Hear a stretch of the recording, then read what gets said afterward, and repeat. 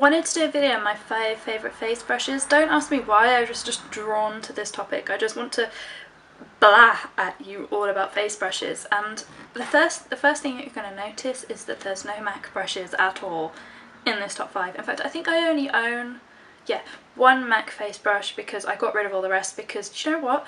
Using MAC brushes on my face makes me feel like I'm exfoliating with a hedgehog. They are terrible. It's just, I just hate them. I hate them all. If they're not stiff and bristly and hurty, then they are just crap in general. 187, talking to you. Clearly I am on a rant today. I've got 5 brushes here and I just wanted to talk about them, why they're my favourites, what I use them for, and yeah, hopefully you'll enjoy it. If you find brushes boring, then you probably won't have clicked on this anyway, so yeah, that's kind of a moot point.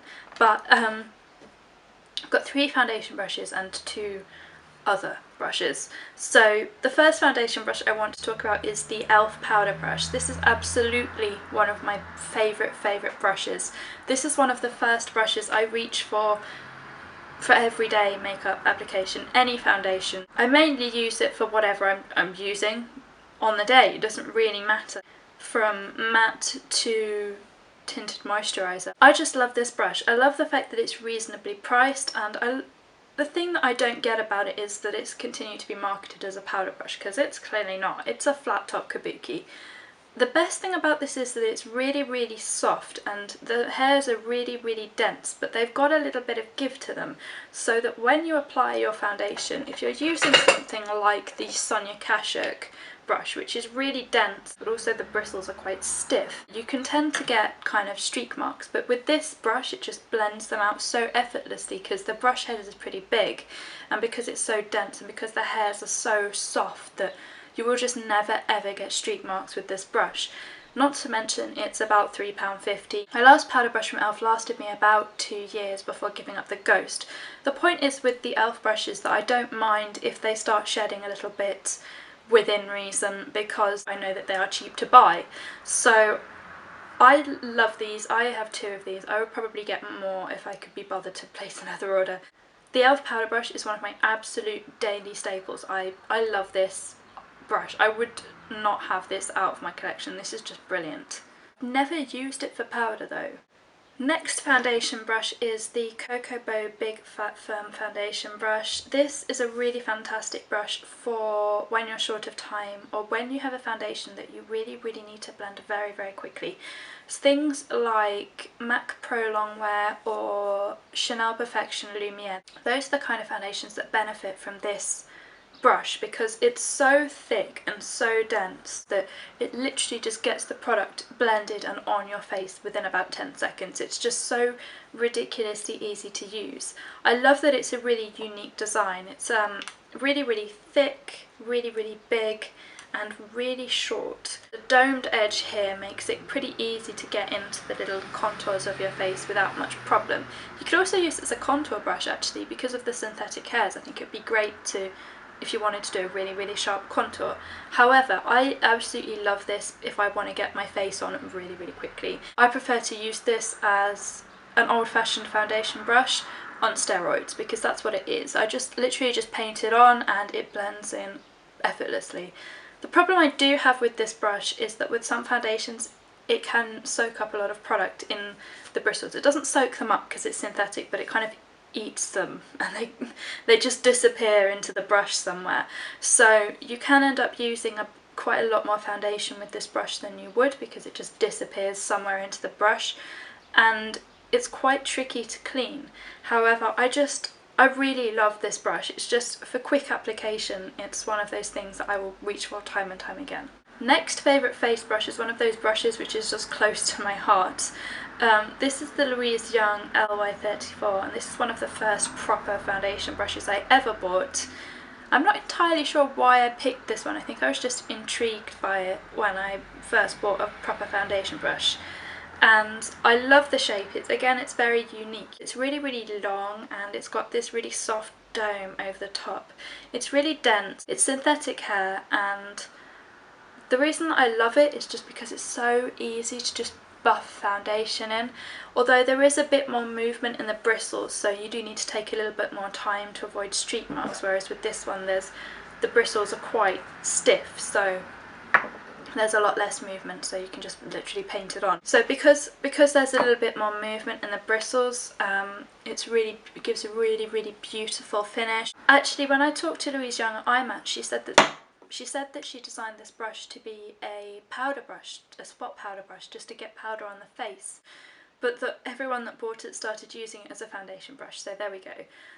I just love this brush. I think it's because it's dear to my heart. It's one of those brushes that I will always have because it's just so easy to use. It's very soft.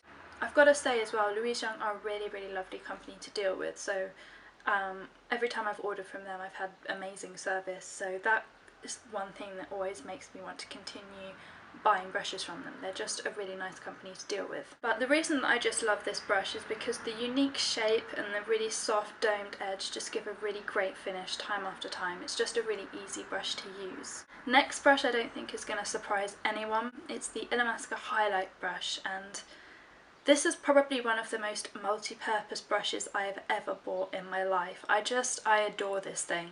I think if you could buy any one brush from Illamasqua, I would definitely buy this. Just not even for highlighting, for applying cream blush, for putting foundation on, for applying a highlight, for doing your contour.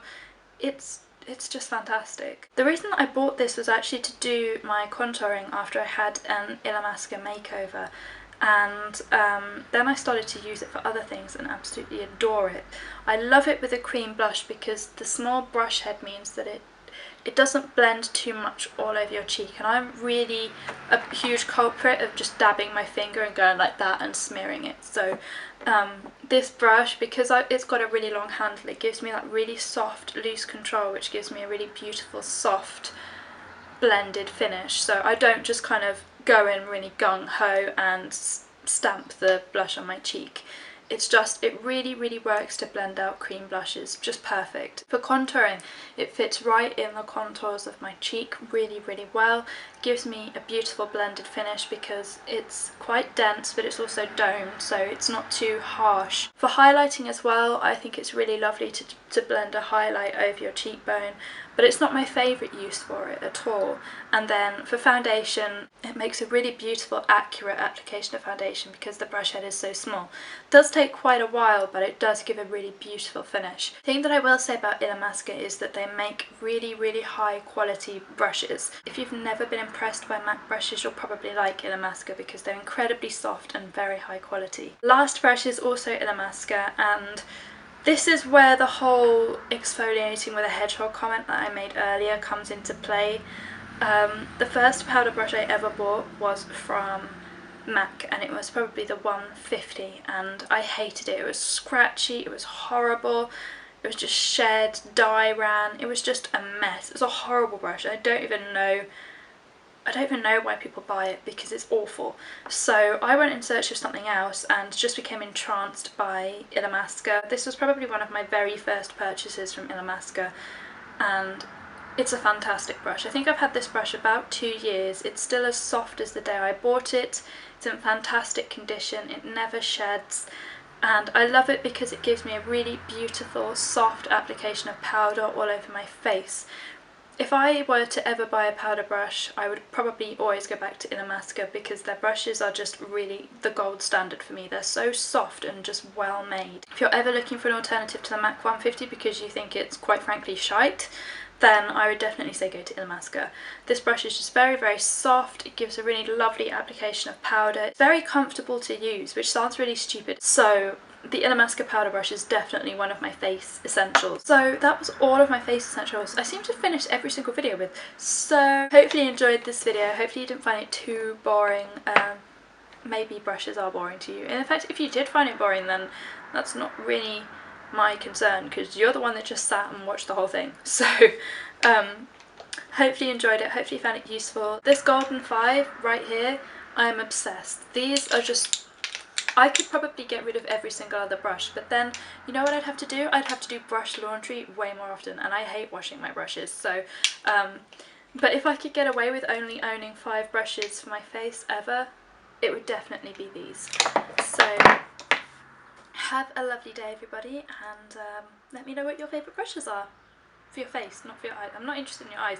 Even though your eyes are on your face, that's a whole other part of the face that I don't want to talk. Let's just imagine the eyes aren't there. Yeah, I'm burbling again. Have a lovely day, everybody. Bye.